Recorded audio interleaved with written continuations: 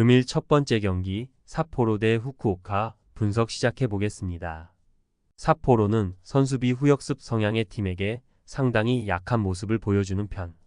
이유라면 상당히 공격적인 성향이 블록에 막히면서 결국 역습에 한 방을 허용하는 경우가 많다는 점이 원인이라고 할 수 있을 듯하다.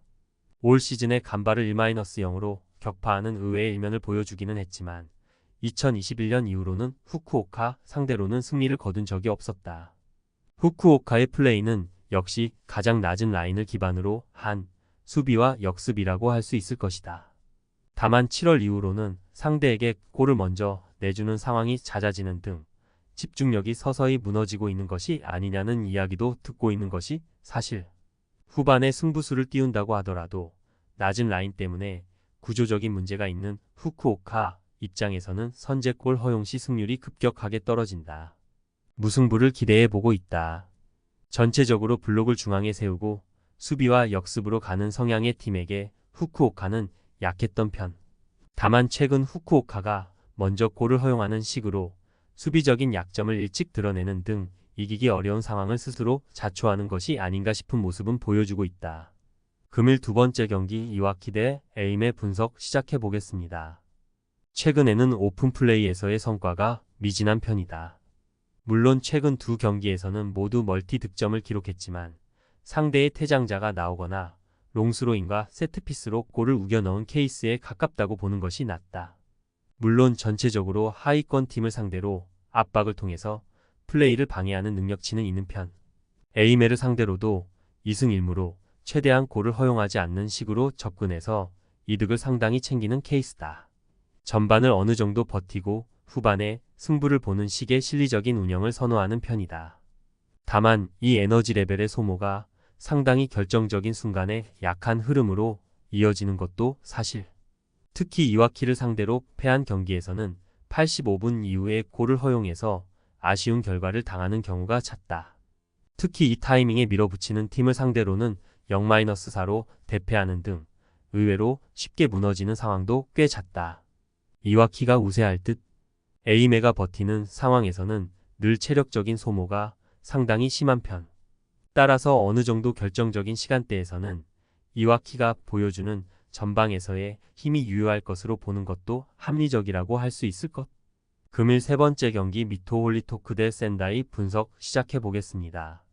지난 경기에서는 미토가 가진 수비력의 힘이 빛났다. 물론 한 골을 허용하기는 했어도 리그에서 가장 많은 골을 넣고 있는 나가사키도 미토의 블록에 상당히 고전하는 모습. 이를 바탕으로 역습을 이어가는 것으로 재미를 보고 있는데 요코하마 상대로도 중앙에서의 압박을 드리블로 깨부수는 퍼포먼스를 보여준 바 있었다. 미토가 센다이를 상대로도 실점을 줄이면서 상당히 저득점 상황에서의 이득은 자주 보는 편이기도 했다. 센다이의 경우는 전선에서의 볼 탈취와 역습이라는 키워드로 접근을 하는 성향을 가지고 있다. 다만 도쿠시마 등 낮은 라인을 구축하는 팀을 상대로는 이 양상이 잘 통하는 모습은 아니었던 상태. 미토를 상대로도 최근 4경기에서 도합 2골을 기록하는 데 그치기도 했다. 특히 원정에서의 센다이 현재 흐름도 아주 좋지는 않은 상황. 2무 2패를 기록하고 있는데 기대 득점이 상당히 떨어지는 상황이 달갑지는 않다. 미토가 신승하는 상황을 기대해 보고 있다. 일단 수비적인 블록 구성이라는 점에서 미토가 센다이를 잘 제어하면서 재미를 본 케이스가 있다는 점을 감안한 선택지. 특히 센다이가 원정에서의 흐름이 그다지 좋은 편은 아니고 전선에서의 볼 탈취와 공세라는 키워드도 낮은 라인을 구축하는 팀을 상대로는 크게 흐름이 좋은 편은 아니었다. 금일 네 번째 경기 요코하마 FC 대 나가사키 분석 시작해 보겠습니다. 전체적으로 나가사키를 상대로는 홈에서 강했던 편이다. 특히 요코하마 FC의 무기는 중앙에서의 압박을 바탕으로 한 수비와 카운터. 결국 이 수비가 제 몫을 해주면서 나가사키를 이기는 케이스라고 보면 편할 듯한데 2016년 이후로는 나가사키 상대로 멀티 실점을 허용한 적이 없다. 특히 홈에서는 2014년 이후로 나가사키를 상대로 패배가 없는 흐름을 타고 있기도 하다. 나가사키의 문제는 지난 경기에서 미토를 상대로도 별다른 공격의 수를 올리지 못했다는 것. 상대의 블록에 막혀서 결국 롱볼 하나로만 상대를 공략하는데 그치고 말았고 1-2로 패배하는 원인이 되기도 했다. 최근에는 나가사키의 장점이라고 할 수 있는 수비력도 생각보다는 허물어지는 경우가 많다. 코너킥 수비 등 박스 타격 상황에서의 기복이 눈에 띄는 상황이라고 볼 수 있을 듯 요코하마 FC의 승리를 기대해보고 있다. 전체적으로 나가사키 상대로는 중앙 블록의 힘으로 홈에서 좋은 흐름을 가져가는 모습. 특히 나가사키가 상대 블록을 공략하지 못하고 롱볼로만 공세를 이어간 점, 최근 코너킥 등 수비적으로 상당히 기복이 있는 모습을 보여준다는 점에서 나가사키의 안정성이 의외로 떨어지는 상황으로 본다. 금일 5번째 경기 고우 대 후지에다 분석 시작해 보겠습니다. 고우의 홈에서의 운영은 상당한 공격성에 기반을 둔다고 할 수 있겠다. 문제는 이런 상황에서의 성적은 오히려 좋지 못하다는 것. 실제로 올 시즌 홈에서는 1승밖에 없는데 이는 무실점을 한 번도 기록을 하지 못한 수비력에서의 난조가 치명적인 작용을 했다고 할 수 있겠다. 특히 후지에다 상대로도 이기는 매치에서도 늘 실점이 나오는 등 공격성에 대한 반작용은 꾸준히 팀을 괴롭혔던 케이스. 후지에다가 점유를 가져가는 상황에서의 골 기록은 오히려 떨어지는 편. 다만 고우를 상대로는 어느 정도 공격을 허용하면서 역습으로 배후를 노리는 식으로 재미를 볼 수 있을 듯 하다. 최근 고우를 상대로도 2-1로 승리를 거두면서 고우 상대 전패 기록도 벗어날 수 있었고 2패를 당하는 동안에도 무실점으로 무력하게 밀려났던 경우는 없기도 했다. 무승부를 기대해보는 매치다. 고우가 홈에서 상당히 전방에 힘을 실어주는 상황에서는 수비적으로 난조가 상당히 심한 상황이다. 특히 후지에다가 상대의 공격을 받아치는 상황에서는 오히려 강한 모습을 자주 보여주는 경우도 있는 상태. 고우를 상대로도 무력하게 무득점으로 물러나는 경우는 없었다.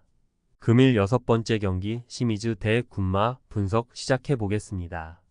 지난 경기에선 센다이의 강한 압박에 턴오버가 일어난 것이 결국 패배로 이어지고 말았다. 최근 군마가 웅크리는 것이 아니라 생각보다는 적극적으로 나서고 있어서 시미즈의 단점이 어느 정도 불거질 가능성을 염두에 두는 것도 좋을 듯. 물론 시미즈의 미드필더 활용이나 전체적인 득점력에서는 군마를 압도하지만 실점 가능성을 열어두는 것이 안전할 것 같다.